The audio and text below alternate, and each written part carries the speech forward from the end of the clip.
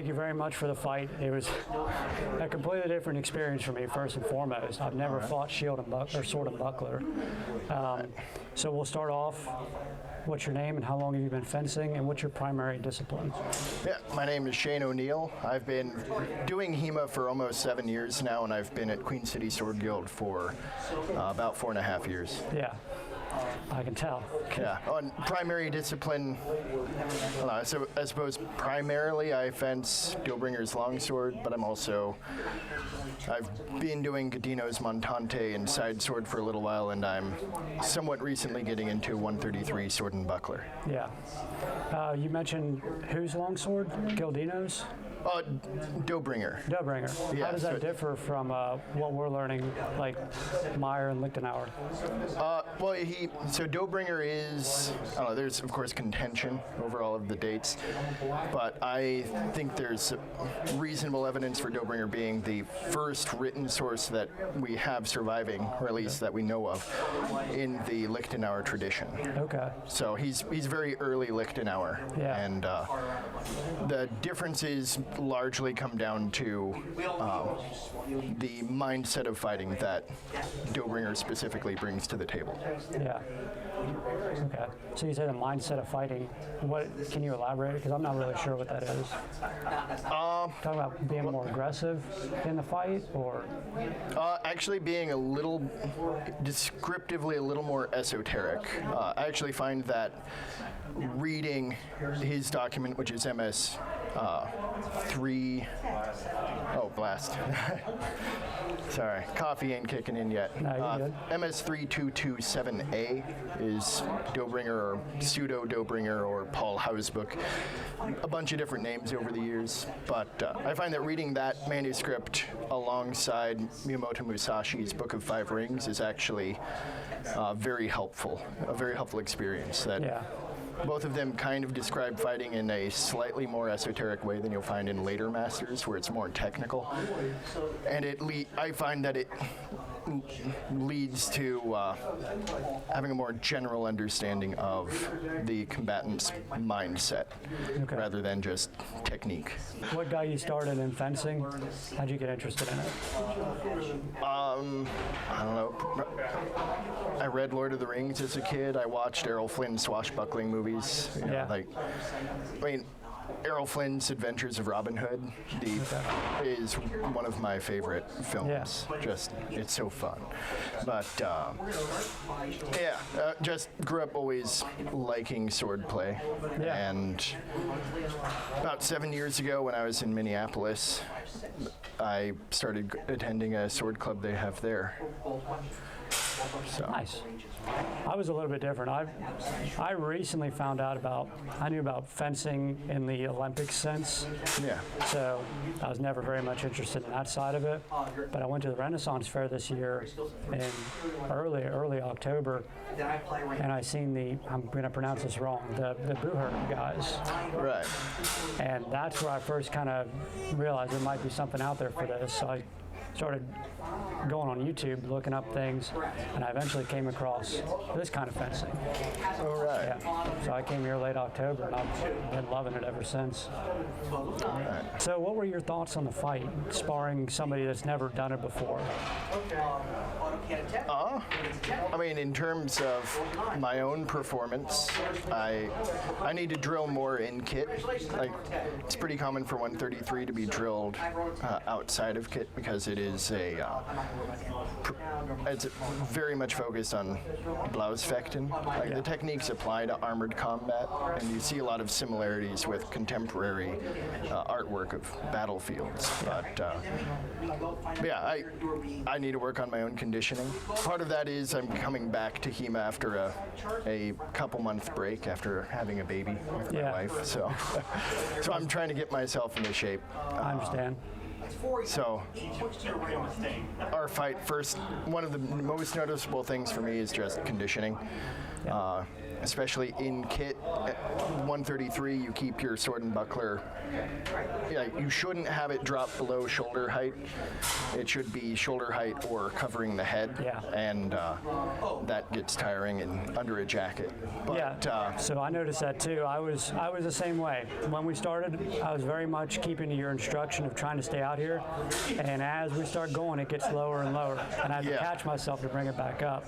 Yeah. So my conditioning is not good either. And that's part of that too, is just getting used to fighting with a weapon in each hand rather than, two hands on one sword. You're like an arming sword is only a little bit lighter than a long sword. Yeah.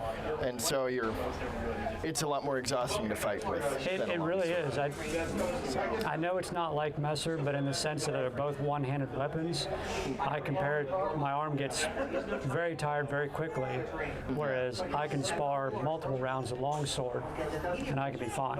But our 1 5-minute spar, I was so glad it was over because I was getting slower and slower on my swings. Yeah. So yeah, it's more exhausting. I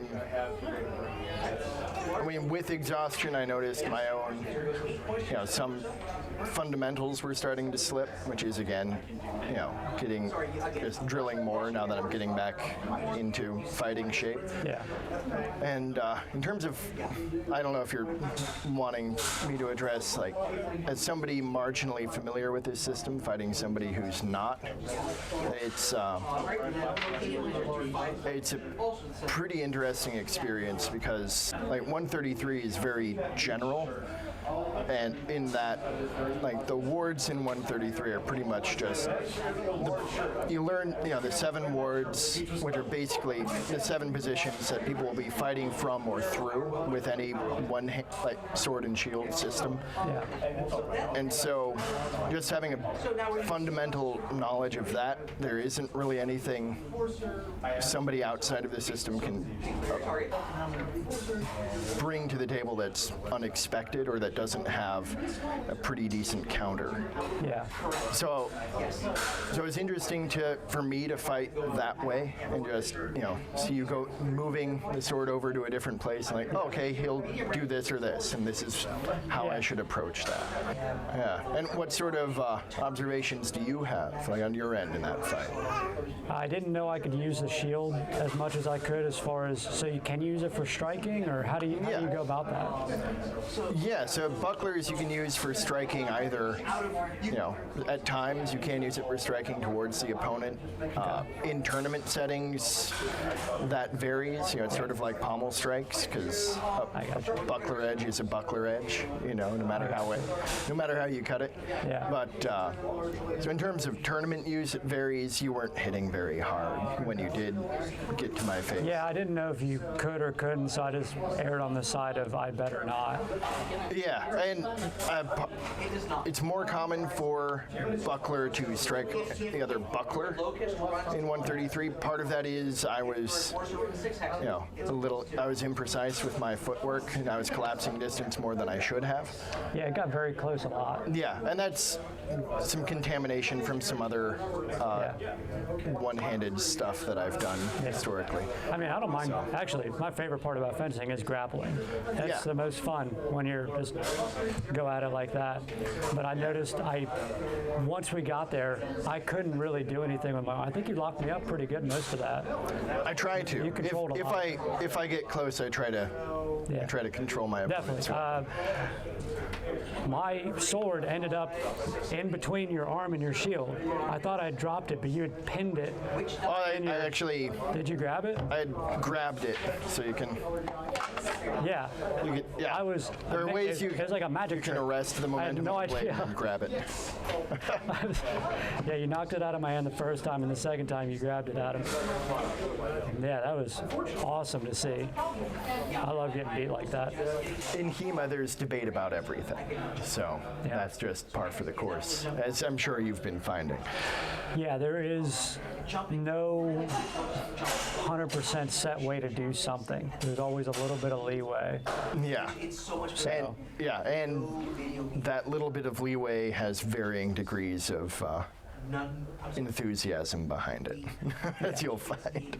I noticed differences in the way they do it and we do it here, and neither of them is wrong. It's just what comes more naturally to you or what works better for you. A style almost. Is that right? Yeah. Is that correct to say? I mean, with HEMA, in my opinion, we can get into this a little bit before I continue to answer the side sword question. With HEMA, it's, we're practicing a dead art in that, there isn't a traditional lineage of Lichtenauer or Fiore or Vadi. We're reconstructing a dead lineage from manuscripts and experimentation.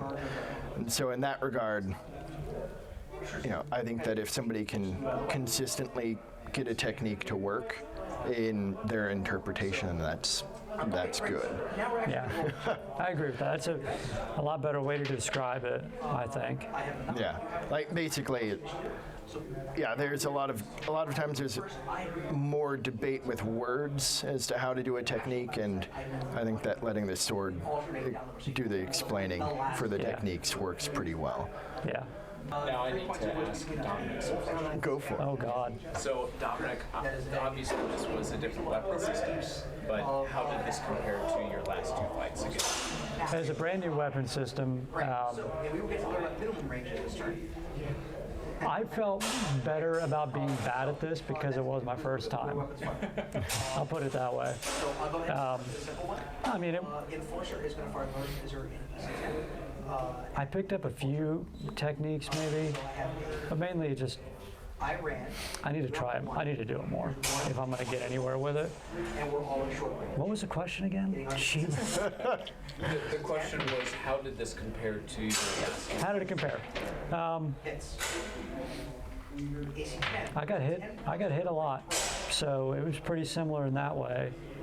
I got to fight someone who's very good at what they do, very fast, and they know the tricks. Like I wasn't able to. I think I did try to feint one time, and he just wasn't interested in that and just hit me in the head. So it went about like the rest of them, very enjoyable. At the end of the day, how did it go? It is very enjoyable. And so you like picking up brand new weapons, trying them out in a Yeah, it's a lot of fun. The last time I did it was Messer, and I ended up buying that and studying that too. So I'm going to have to really force myself to not buy a sword and buckler tonight, because that's exactly what I want to do. I'm almost on my phone right now looking one up. So is this something that you're interested in learning more of? In the future, for sure. Still primarily, I'm very much interested in the longsword, but if I'm ever looking to take a break and kind of like let my mind wander into something else for a class or two, it would definitely be sword and buckler. It's the first weapon system I've used where you have a shield on the offhand. So. And is there anything that you learned that you think you can apply to Nope, it has all takes effect at the same time. Timing and distance control was a thing. For example, before you shoot Working on, I think it's, correct me if this is the wrong terminology, but my second tempo, or my first intention then going into the next, was something I was okay with. I was slow with it because I have a weak arm, both arms. And so I was slow with the second, but it was good that my mind was, I wasn't actively thinking about it. It was more instinctual, is the way I guess. Versus when I first started doing longsword. I made my first cut, and then I'm like, holy crap, what do I do from here? I'm very surprised I got that far, stay there, and then I get hit. But I'm starting to move, I'm flowing more with the fight. Working on the grapple is fun. And I'm off on a tangent again, and I don't know where I started. It's all good. I've got ADHD so bad. Yeah, coffee's good for you. So yeah, is that, we have anything else? That's really all that I have. All right. Thanks again for sparring with me and sitting down with us pleasure. today. I really like that. All right, we'll do more of it. I will. All right. Oh, yeah.